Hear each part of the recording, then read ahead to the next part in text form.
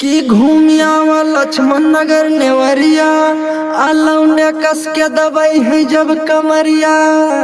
जहिया चिचाड़ी में आइबो खूब बजई है मैडम, जहिया खैरा कला में आइबो खूब बजई है मैडम।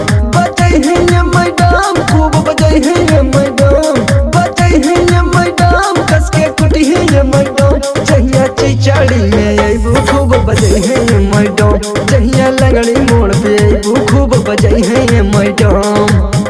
अइलू नदानी में भरल जवानी में जइबू तो केकरा मकान में, चाह तो एक बेरी अजमा के देखा मिली ना गड़बड़ी कौनो जवान में। लहंगा उठा के पर्दा गिरा के समियाना में आवा मैडम तू गर्दा उड़ा के, औ भिनगा खरगौरा के लौंडे खियई है तो के जर्दा बना के। खुरहुरी सोनवा दी कौली पियई है, रत्नापुर पर सौरा सरिया मिल सजई है। जहिया बहराइच में आइबो खूब बजई है मैडम, जहिया बहराइच में आइबो खूब बजई है मैडम।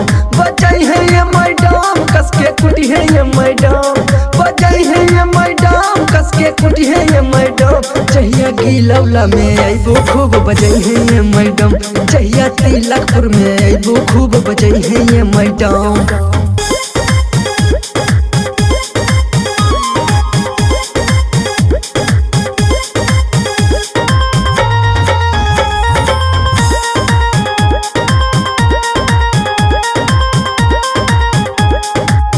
कातिल जवानी फरे बिया दाबा सेवा में हाजिरी कई देहनी सेत में। मोहनीपुरी कौना के लौंडे उठा के ले जई तोहरा के खेत में। नथिया पे नेपाल बाजुराइल आ गोंडा वालेन के दिल तोहरा मुस्की पे आइल। सर्विस बढ़िया करी है तोहार अब करा न ज्यादा सोच विचार। चाउमीन बर्गर पिज्जा तो के रोज खियाई है मैडम, चाउमीन बर्गर पिज्जा तो के रोज खियाई है मैडम। खियाई है मैडम खूब बजई है मैडम, खियाई है मैडम खूब बजई है मैडम।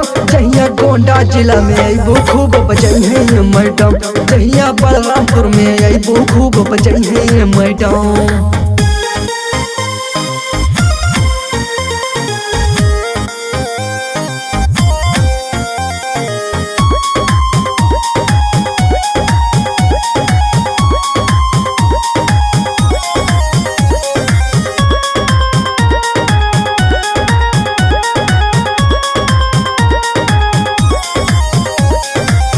छत्तीस के उम्र 32 के सीना तोहरा के देखी मैडम कितना लड़का हो गईले कमीना।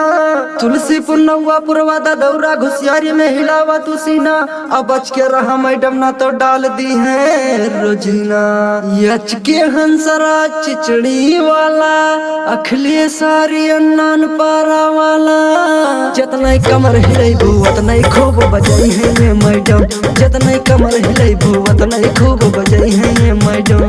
बजई है मैडम खूब बजई है मैडम, बजई है मैडम कस के कुटी है मैडम। जहिया तुलसीपुर में आइबो खूब बजई है मैडम, जहिया लक्ष्मण नगर में आइबो खूब बजई है मैडम।